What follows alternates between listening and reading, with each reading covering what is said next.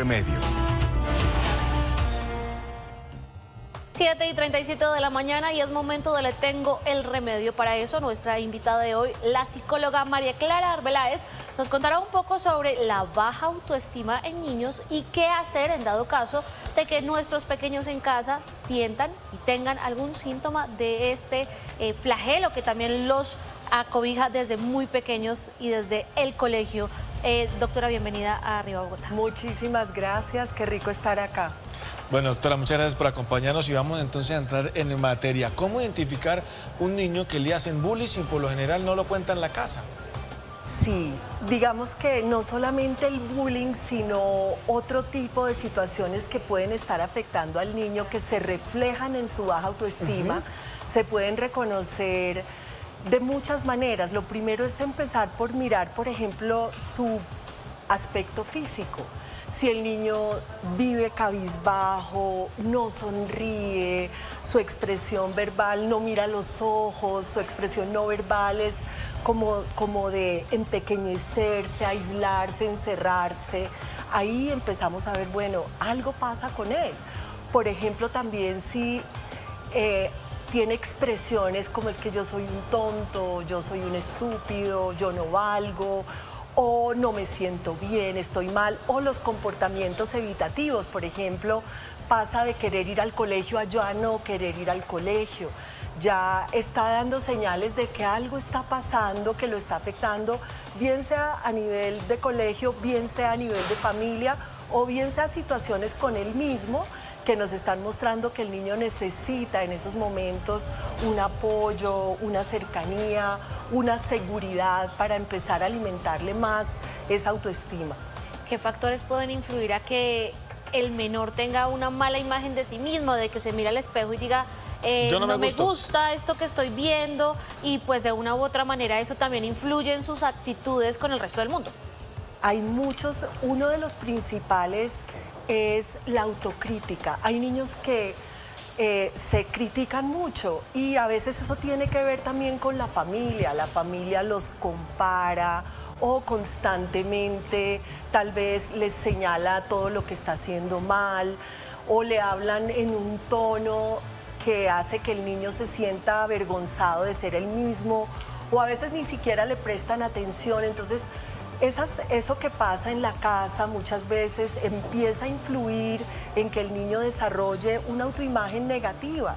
Todo el ambiente familiar, todo el entorno escolar también, nuevamente esos entornos donde el niño se mueve empiezan a definir la autoimagen del niño en la medida en que el niño se siente a veces como que no logra dar la talla, que hay expectativas puestas sobre él que no cumple, o se siente rechazado o aislado, o se siente que no encaja, o excluido, o a veces hasta invisible. Hay familias que por sus situaciones o colegios donde hay niños que simplemente se van volviendo invisibles, nadie se da cuenta de lo que les está pasando y todo eso empobrece su imagen y baja su autoestima.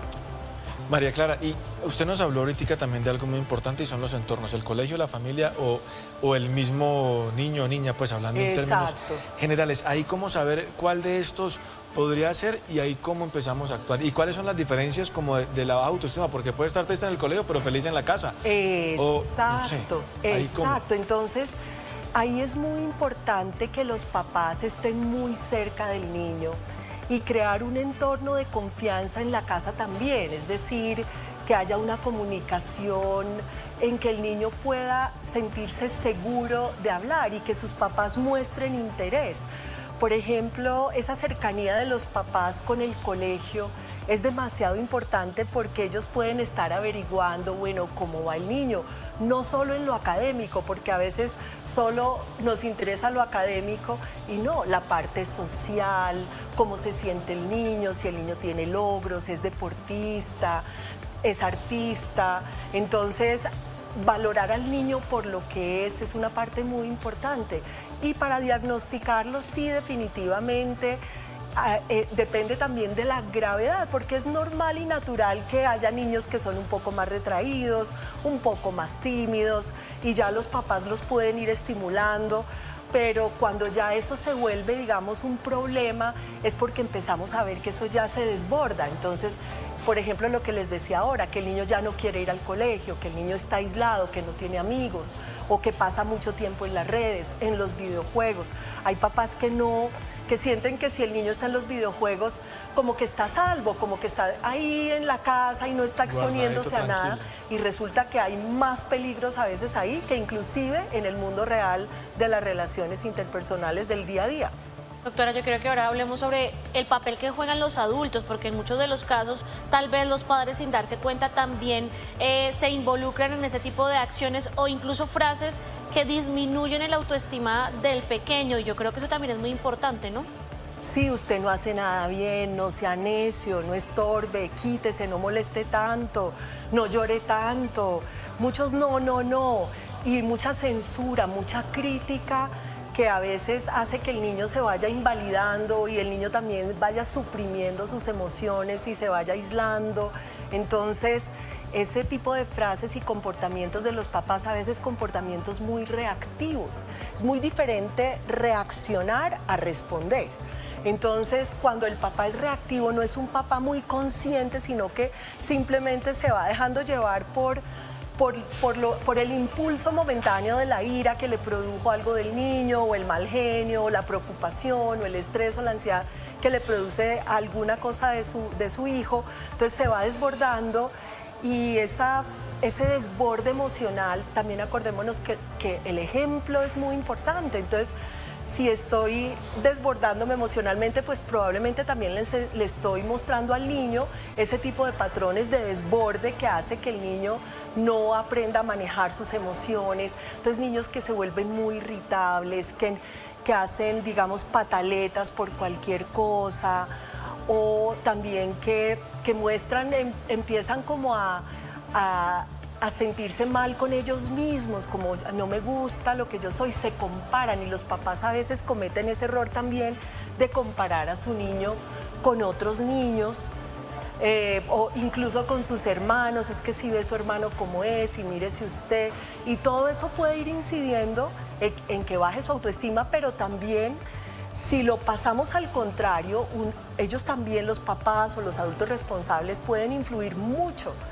en que el niño construya una sana autoestima, que se empodere, que crea en él mismo, que se vea a sí mismo como alguien valioso, alguien capaz, que sea optimista, por ejemplo, todo eso. Eso le quiero preguntar, porque ya prácticamente la próxima semana están casi todos los colegios del país en vacaciones. Entonces, de pronto hay un momento de cercanía con los padres, pero si le dice el niño, no, papá o mamá, es que en el colegio me dicen que soy feo. Y ¿cómo hace? Entonces uno dice, no, defiéndase, pero pues ¿qué le dice? No, es que yo estoy aburrido porque allá me dicen que yo no me peino, o que yo, no sé, cualquier cosa, o incluso, no sé, o ya más grandecitos en la universidad, y hacen una fiesta y no lo invitan a uno. Entonces ahí le dice el papá, no, porque está triste la mamá, porque no, pues estos no me invitaron.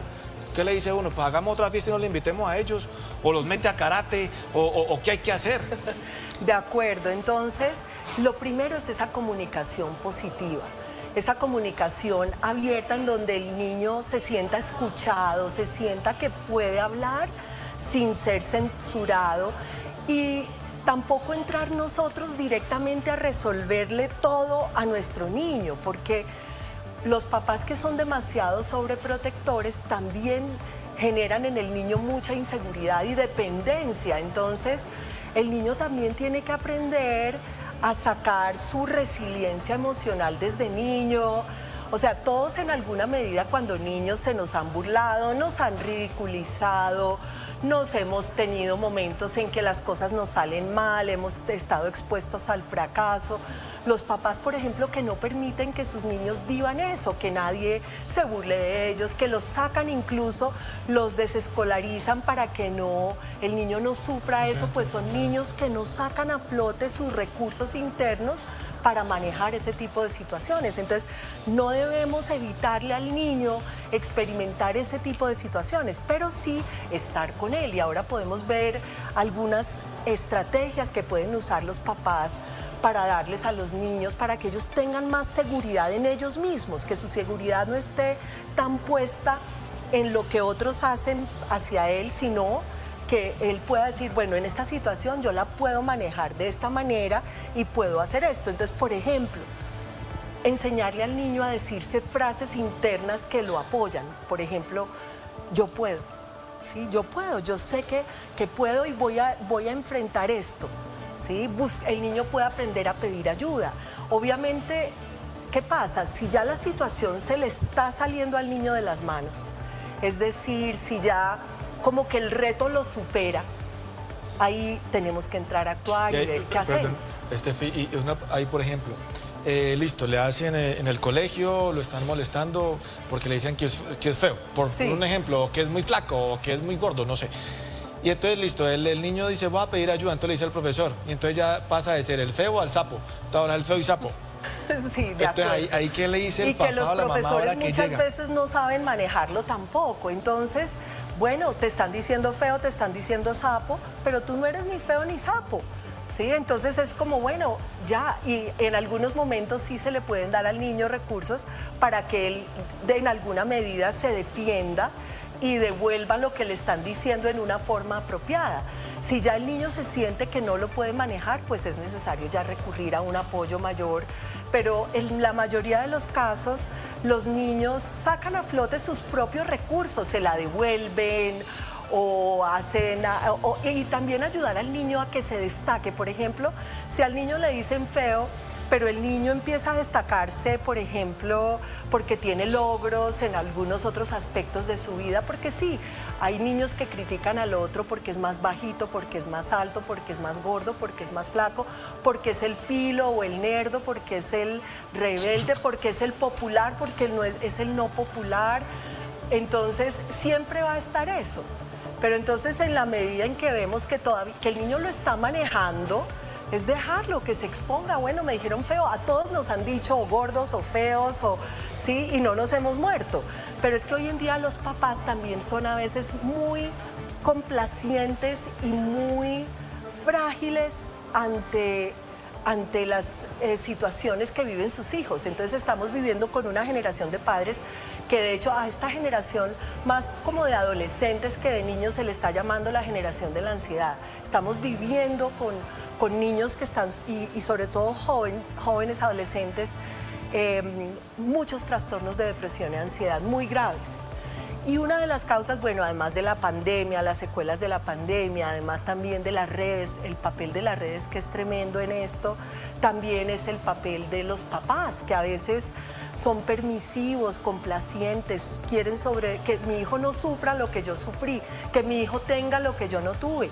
Entonces ni siquiera los dejan caerse, y como decía Confucio, no se trata de nunca caerse, sino de aprender a que me caigo y me levanté, ¿sí? Entonces es como la fuerza que los papás necesitan irle transmitiendo a los niños para que no dependan tanto de lo que pasa. Entonces, si a un niño lo están bulleando de alguna manera, los papás le pueden ayudar a destacarse, a enseñarle habilidades, por ejemplo, karate es una excelente habilidad porque le va a dar seguridad al niño, o el simple hecho de meterle por ejemplo, que el niño aprenda a nadar. Entonces, cosas que antes el niño no era capaz y ahora las hace. Entonces, todo eso afecta la autoestima positivamente. Entonces, antes no hablaba, ahora hablo. O sea, que el niño tenga como un desarrollo de sus competencias positivas, que no son las mismas en todos, sus fortalezas, para que él se sienta fuerte, de que así yo me digan feo, pues yo soy capaz de superar eso y tengo otras cosas muy buenas, así me digan que soy feo. Doctora, en mi casa dicen que eso forja el carácter, y usted lo acaba de mencionar, que es muy importante que los niños también se expongan a ese tipo de escenarios de buena manera. Y permítame terminar con esto. Y también del otro lado están los niños que hacen el bullying. ¿Qué decirle a los papás en casa que de pronto saben que su hijo pues ejerce el matoneo en su colegio? Es muy importante que los papás que tienen hijos que matonean revisen también su entorno familiar, porque ahí probablemente hay machismos, ahí probablemente hay situaciones no claras. Los niños se ven muy afectados por las situaciones en el hogar. Problemas como, por ejemplo, la ridiculización, la extrema exigencia, las expectativas de los padres, que a veces los niños sienten que no dan la talla para cumplir esas expectativas. todo eso hace que el niño se frustre por dentro y a veces lo que hace es desahogar esa necesidad de poder y de dominio sobre otros niños y no de la mejor manera. Entonces son niños que necesitan desarrollar su empatía y si ya eso se vuelve muy grave, pues siempre es bueno recurrir a ayuda profesional, porque hay papás que dicen, no, mi hijo no necesita un psicólogo. Hay gente que tiene muy mala idea de un psicólogo, pero hay muchos casos de situaciones que se vendrían a ver reflejadas en la adolescencia que si se van cogiendo desde etapas más tempranas, el niño las puede ir resolviendo para sentirse mejor consigo mismo, con los demás, con la vida. Y acordémonos que esa maleabilidad cerebral, la plasticidad neuronal es maravillosa en todas las etapas de la vida. Hasta los viejos todavía tenemos plasticidad neuronal, pero obviamente en los niños y en los adolescentes está a flor de piel, entonces ellos pueden moldear su comportamiento y los papás ayudarle. Muy bien, pues María Clara Arbeláez, muchísimas gracias por acompañarnos aquí en Arriba Bogotá, entregarnos todas estas recomendaciones muy importantes, y ahora que ya estamos a próximos días de salir a vacaciones y que están en estas reuniones familiares, pues muchos consejos muy importantes. Muchísimas gracias. Gracias, muchas gracias a ustedes. Gracias. La inmediatez, veracidad y confiabilidad de la información son vitales en la era digital. Por eso, suscríbete a nuestro canal de YouTube y entérate de las últimas noticias, especiales, entrevistas, documentales y mucho más contenido. Somos El Tiempo. Suscríbete ahora.